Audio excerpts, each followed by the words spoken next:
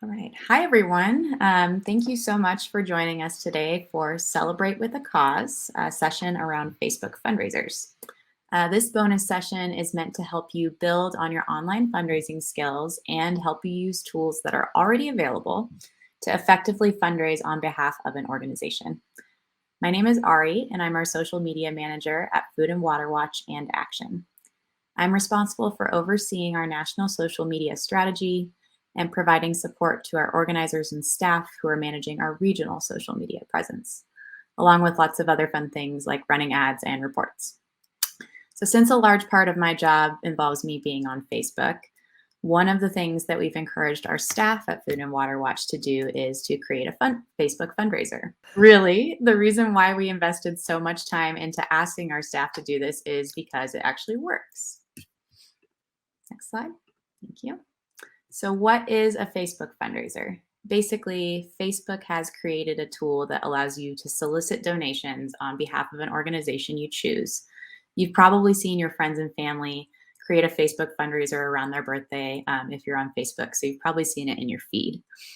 And they can be more effective than sharing a link to an outside fundraiser page because Facebook likes to prioritize its own products in your Facebook feed.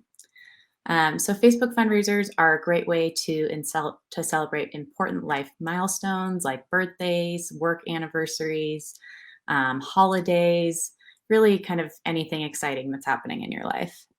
And if you've created a fundraiser before, you may be familiar with the screenshots that I'm about to show you. So I'm going to show some examples of Facebook fundraisers that have been run for Food and Water Watch before, so you can see what they look like if you are not familiar already. So this one was run by a person named Caitlin Seeley George in honor of Giving Tuesday, which is a social media holiday where people donate to organizations that they care about. So as you can see, this one was over the goal, raised $200 out of a goal of 100. So that was money that went directly to Food and Water Watch and is supporting our cause, fighting for clean water, safe food, and a livable future. Next slide. So this was another birthday fundraiser that was run for Food and Water Watch again. This one was done by Emily Worth, who's our organizing director. And this was one that she did for her 40th birthday. So as you can see here, rather than using Facebook's kind of generic description, which we'll talk about in a little bit, she went in and actually added some personal story on her Facebook fundraiser under that About section there. So you can see how she really is telling a story and encouraging folks to donate to an important cause. Next slide. Here is another example of a Facebook fundraiser. So this one was actually for a social media holiday or holiday, World Water Day. So this one was run by Brooke Ward, who is one of our organizers at Food and Water Watch. Next slide. So these are kind of what Facebook fundraisers look like in the first place, but I want to actually walk you through how you can create a Facebook fundraiser. So I'm going to go ahead and share my screen. All right, so this is the Facebook fundraiser page on Facebook. You can go to this page by going to the URL that you see in the top left corner here, which is facebook.com/fundraisers. So to actually create your own fundraiser, you'll need to choose a nonprofit. Obviously, we love it when folks fundraise on behalf of Food and Water Watch, but that is not something you always have to do, and there's obviously no pressure here.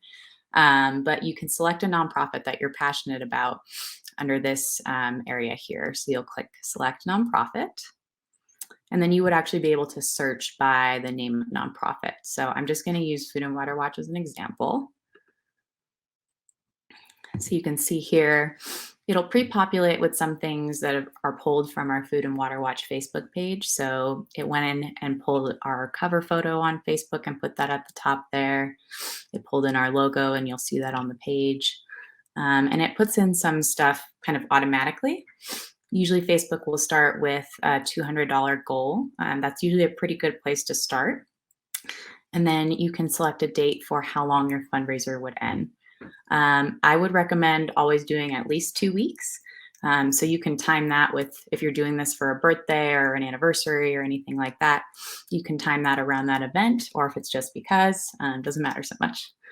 You'll want to go ahead and put in a title for your fundraiser. So it puts in a pretty generic one here, but like what you saw with these examples that I showed earlier, kind of putting in a title can just make it more compelling and get folks encouraged to go to the page. So Facebook will also put in sort of a generic description for the Facebook fundraiser. So they've got kind of this brief bit here at the top that's trying to get people to donate. And then it also includes information about Food and Water Watch, or our organization. And if you're doing this for another organization, this should pre-populate with whatever that organization has on their Facebook page under the Our Mission section. And so you can see that just pre-populates there. And then you also have the option to add in a specific cover photo. So like I mentioned before, this one is just coming from the Food and Water Watch Facebook page cover photo. But if you're creating your own fundraiser, I would highly encourage you to add a personalized photo, whether that's a photo of you being an amazing activist, a photo of your family that you're fighting for their future, really anything that you feel comfortable with that you think will make it more compelling. Is a great thing to add to that top cover photo section. So once you've added in all of this information, you'll just click this blue create button, and there you go. All right, for the next part of this session, we're going to spend some time talking to folks who have created successful Facebook fundraisers for Food and Water Watch and have them share some of their tips and tricks. So today we'll be chatting with Walker Foley, who is a star senior organizer with Food and Water Watch, and Jane Fowler, one of our awesome allies and friends from Southern California. Both Walker and Jane were directly affected by the Aliso Canyon disaster, which they'll talk about in more detail. So their efforts to ban fracking and fossil fuel infrastructure are deeply personal. So this next section of our conversation will be in a moderated Q&A format. So I'll be asking both Walker and Jane a couple of questions, and then they'll share their insights. We'll also be pulling up both of their Facebook fundraiser pages on the screen so you can see what they actually look like.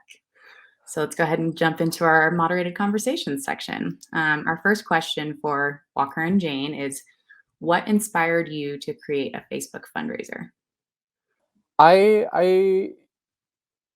When I first started organizing, I used to be like really scared of asking people for money. And then I came to this pivotal understanding that like actually people do want to give to causes, and it takes away a lot of the insecurity about who you're giving money to when you trust the people who are making the ask. And just through the course of my organizing work, I have to cultivate a lot of engagement on online spaces because I live in LA, and the geographic spread of where everyone is at is so huge that it's a lot of time could pass before you see like people you work with again, just because of geographic divides. And so I just really figured out over a couple of years how to really start using Facebook to cultivate engagement in a way that can actually yield donations. And they're usually small dollar donations, which is fine.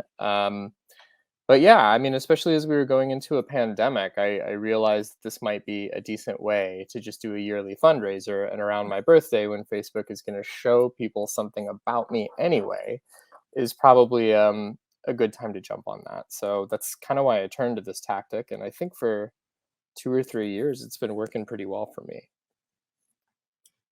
That's awesome. Thank you. Yeah, it's definitely working well. I mean, you surpassed your goal of 2020, and I think it's ironic that the 2020 is just a reminder of that year. Anyway, we can cut that out. That doesn't need to be in there.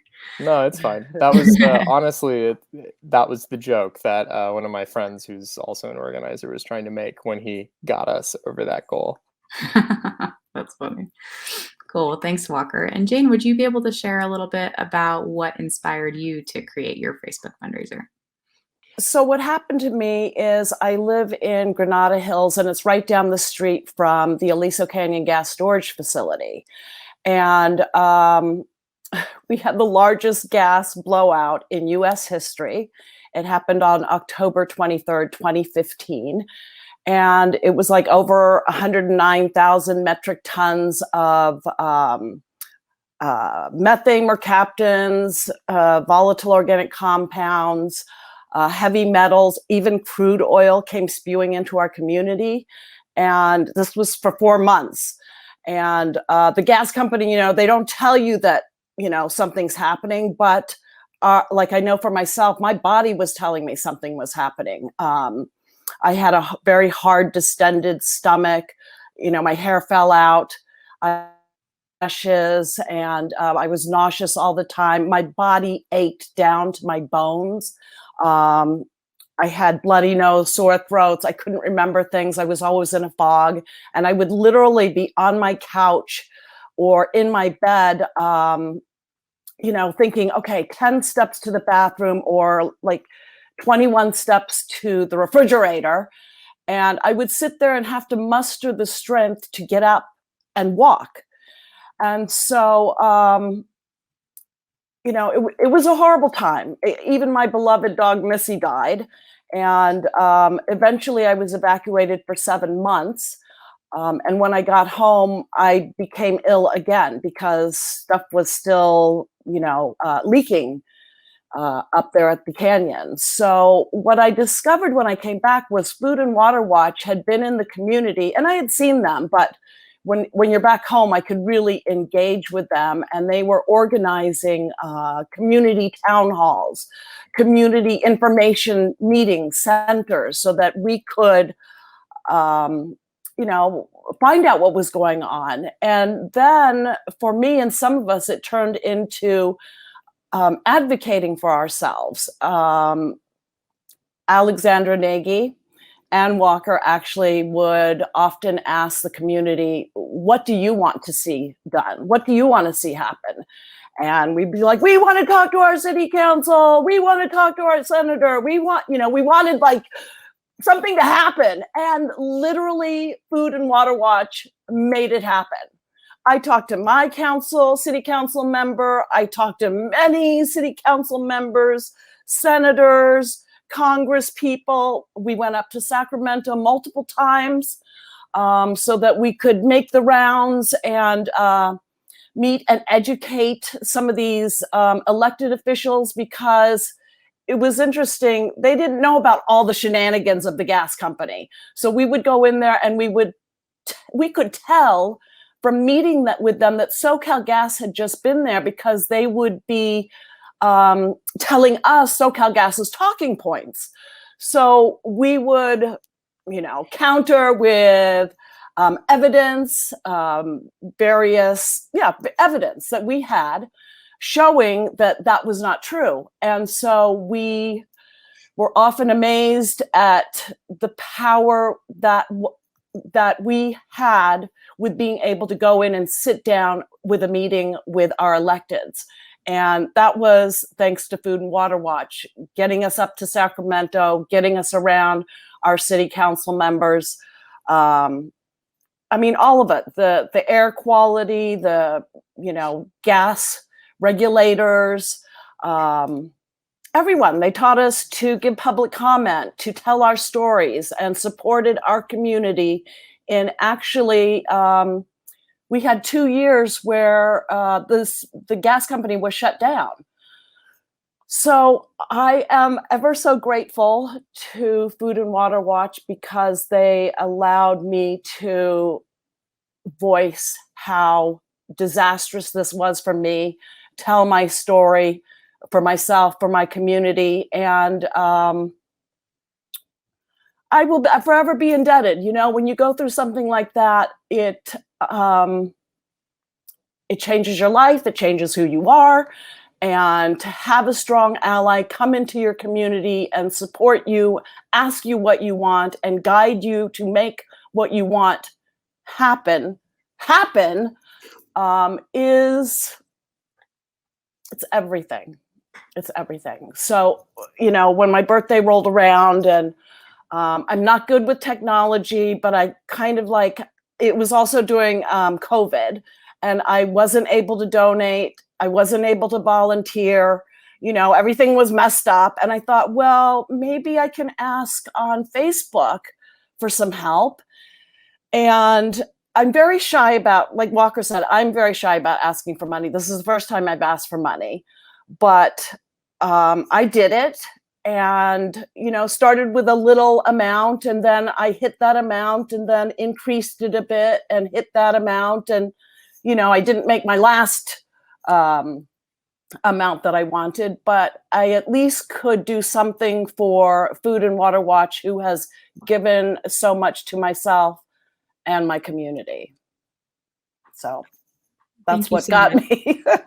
Well, first I want to acknowledge what you went through and everyone else who was affected by Aliso Canyon. I just want to say that is exactly why we're fighting the fossil fuel industry, and also want to thank you for fundraising on our behalf. We really appreciate it.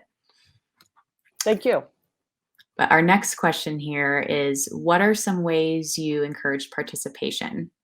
Walker, would you be able to share some tips?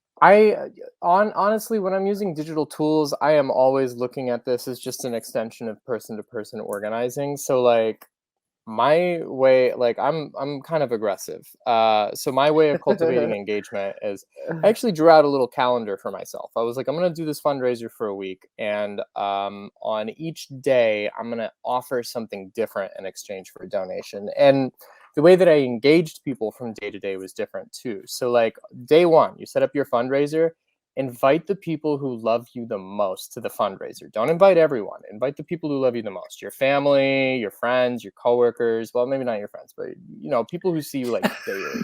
Because what you want to do is you want to create this idea of momentum, and you want to have like an amount of money seeded before you start inviting everyone to it. That way, I kind of think like if people see that other people are giving, it's a little bit of a peer pressure motivator to get people to give.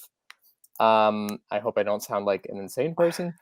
And then the thing I did is I would either message people on Facebook, which direct message on Facebook is a dying thing, especially for there's been a migration of like people my age off of Facebook. So I think it's important to know a little bit the audiences that you're talking to, and like know a little bit within your network who uses Facebook and how. I mean, you don't have to like write a detailed report or anything, but you can get a sense. And so yeah, what I did was like day one, I just set it up with the people who love me. I texted people that I invited with my fundraiser to be like, yo, could you give like 20, 25 bucks? And from there, I got a couple $100 seated. I think I set the goal at like 1,000 initially and got there pretty quickly within 2 days. And before you hit the goal, you raise the goal. So, and it's cool to celebrate that you're raising the goal. So I think I went from like 1,000 to 1,500 or something like that. And then on day two and all the days after that, I started working in perks. So like, I did a lot of weird stuff. I think it snowballed. Like, so I was like, if you donate $25 or $50, I will send you a very cute photo of my cat. I will tell you a story about our relationship, you and me, and what like just like a meaningful moment that I remember about you or about how we met, which is dangerous because I don't remember how I meet everyone. So like, just be careful on what you're offering.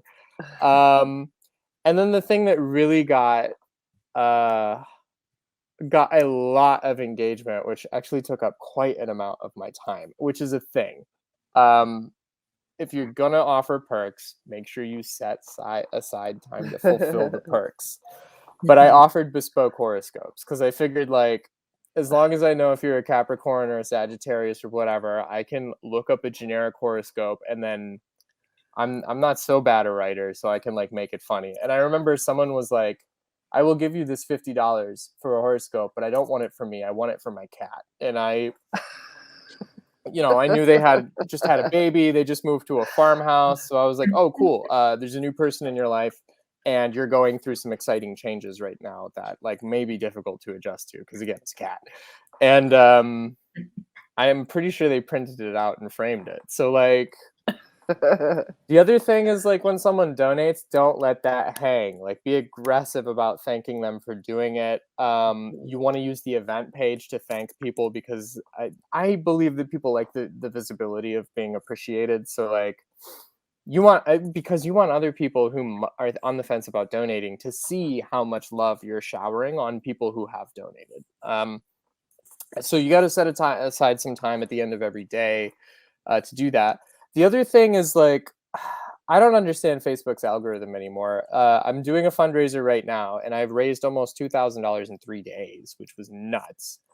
But like every day after 3 days, it became increasingly more difficult because I don't know how to like get people to see this fundraiser. And like Facebook will ask you to share it to your wall, but if you do that, you don't get any engagement on it because Facebook for some reason won't promote links from its own site to the, even though it encouraged you to do it. So one of the things that I did is I took a photo of me and my fiance like dressed to the nines because we had just co-officiated a wedding, and I put that.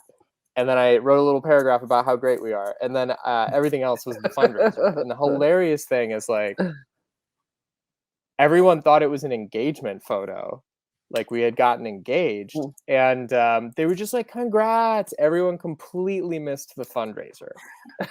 But it created, and we got engaged like months ago in December, which like a lot of these people saw. So I don't know. But what it did regardless is it created an opportunity for me to follow up with them and be like, oh, thank you so much. We appreciate the love that you have for us and our engagement. We're looking forward to getting married. We're doing a fundraiser right now. Would you help us? So like, you just want to think about like, what posts have you done on your own wall that like a lot of people got excited about? Was that an animal? Was it your kids? Was it your beloved? And if it was any of those things, exploit them. Exploit people's like interests in order to raise my.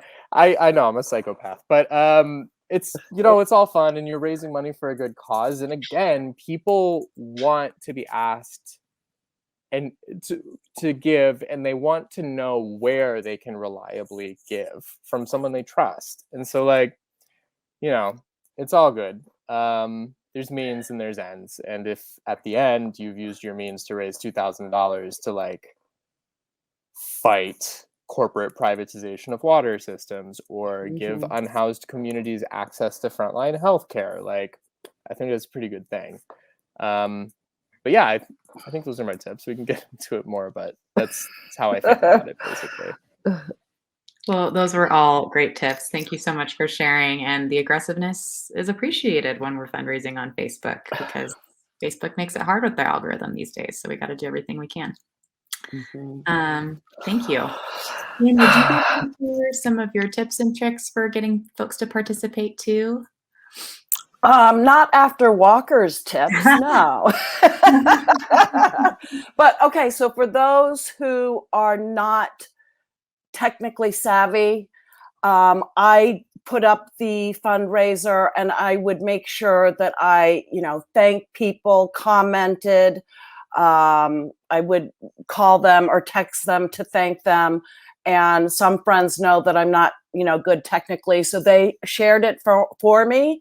But I've learned so much, and I just think that what we're doing right here, sharing how to do a fundraiser properly, is really valuable because, I was so shy about raising money, and, don't be shy. Get the money because it's for a good cause. It's a good cause. You believe in it. And that would be my biggest tip is don't be shy. Do the tips that Walker said. I love how he took it, to another level. And the Facebook algorithm, I have no idea. But don't be shy. Share, come back to it, get people on board, have your friends and family share. That's what I did. Yeah, those are all great tips. I mean, I know when we talked earlier too, you had mentioned that anytime someone wished you a happy birthday, you responded and said, thank you for wishing me a happy birthday. And here's something you can do. I think that's a great way to get folks involved too, because that's something that's pretty common on Facebook. We wish each other a happy birthday. So yes. Yeah. Thank you both so much for sharing your amazing stories of your fundraisers that were super, super successful and really engaging. There are really so many great opportunities for anyone to create a Facebook fundraiser: birthdays, life milestones, anniversaries, just because you're feeling it. So we hope this session leaves you feeling empowered to fundraise for causes that you care about. Like I said before, we of course don't expect you to only fundraise for us, and there are so many organizations out there who are worthy of our support. But we are always really appreciative of your support here at Food and Water Watch and Food and Water Action, where we know that it takes all of us to make sure that everyone has clean water, safe food, and a livable climate. So again, just a reminder to create your own fundraiser page. You can just go to facebook.com/fundraisers. And I would encourage you all to try it out if you haven't done it already, or try it again if you have done it before, the next time that you have an event that you'd like to fundraise for. So I'll just close by saying thank you so much for tuning in, and we hope that you enjoy the rest of our 2021 virtual conference and benefit. Thank you. Good luck. Thank you.